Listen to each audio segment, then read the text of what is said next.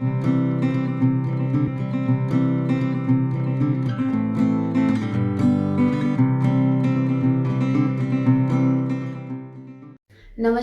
हरे कृष्णा। आज हम बात करेंगे सेल्फ के बारे में, क्योंकि अक्सर हम बाहरी चीजों की चमक धमक में खो जाते हैं। जो बाहर के लोगों के विचार होते हैं वो हम पर हावी रहते हैं और उनकी बातों को ही हम सत्य मानकर आगे बढ़ने लगते हैं।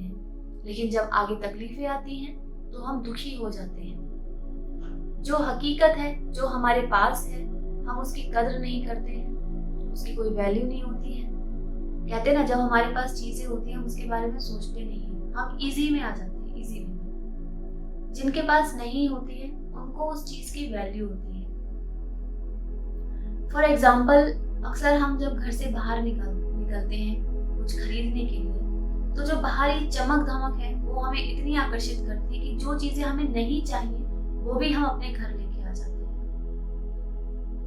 हमको ये समझ नहीं होती है, क्योंकि बाहरी चमक धमक, बाहरी सोच हम पर इतनी हावी होती है कि हम खुद ये रियलाइज ही नहीं कर पाते हैं कि ये सही है या नहीं हमारे लिए। क्योंकि जो हमारे पास है उसकी कदर करना, उसको समझना, चाहे वो हमारे रिश्ते ही क्यों ना हो, चाहे हमारे पास चीजें अवेलेबल ही क्यों ना हो। फॉर एग्जाम्पल, हमें भगवान ने पूर्ण बनाया है, हाथ पैर दिए हैं, दिमाग दिया है, देखने के लिए दृष्टि दी है। इस दृष्टि को देखने के लिए प्रकृति ने हमें सब कुछ दिया है। हम चाहें तो इन सबको इकट्ठा करें तो भरपूर संपूर्ण है हम। बट उसको समझने के लिए हमें खुद को रियलाइज, खुद को समझना बहुत जरूरी है। बट उसके लिए हमें क्या करना है? उसके लिए हमें खुद के लिए समय निकालना है। आप फिजिकल तौर पे अपने आप को फिट करने के लिए वर्कआउट करते हैं, 1 घंटा निकालते हैं। ऐसे ही आंतरिक तौर पे अपने आप को समझने के लिए कि हम क्या कर रहे हैं और हमें क्या करना चाहिए और क्या नहीं करना चाहिए। कभी कभी हम ऐसी चीजों के पीछे भागते हैं जो हमारी लाइफ में इम्पोर्टेंट नहीं होती है।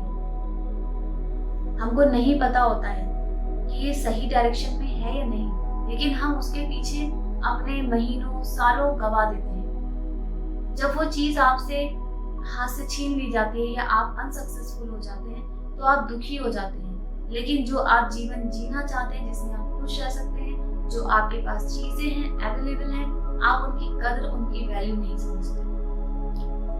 तो खुद के लिए समय निकालकर आप 5 मिनट 10 मिनट बैठे, जो मैं कर रहा हूँ वो ठीक है और जो मेरे पास है मैं उसमें खुश क्यों नहीं हूँ,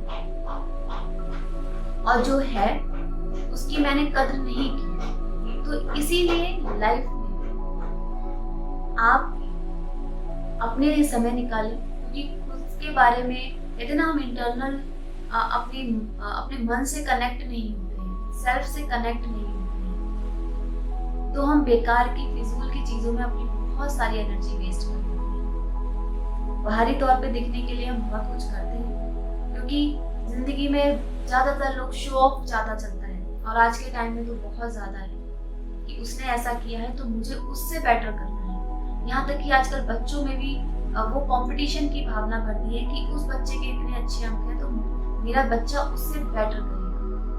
तो ये जो एक कंपटीशन होता है, देखिए हर एक व्यक्ति की अपनी एनर्जी होती है, अपने एक करने का तरीका होता है, विचार होते हैं। अगर आप बचपन से ही उसे एक अच्छी सोच, एक कहते हैं ना, एक अच्छी डायरेक्शन, गाइडेंस अगर मिलती है तो उससे उस बच्चे की ग्रोथ अच्छी होती है। जैसे अगर हमने कहीं एक पौधा लगाया है और उसको हम समय समय पर पानी, धूप और उसको जो भी खनिज पदार्थ हम लोग देते हैं वो टाइम टाइम पे देते हैं तो वो फलीभूत होता है।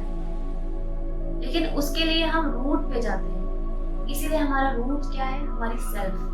अगर हम खुद पे अपने आप पे काम करते हैं, खुद को समय देते हैं, तो हम अपने आप को बेटर बना सकते हैं और हम ये देख सकते हैं कि जो चीज हम कर रहे हैं वो सही है या नहीं।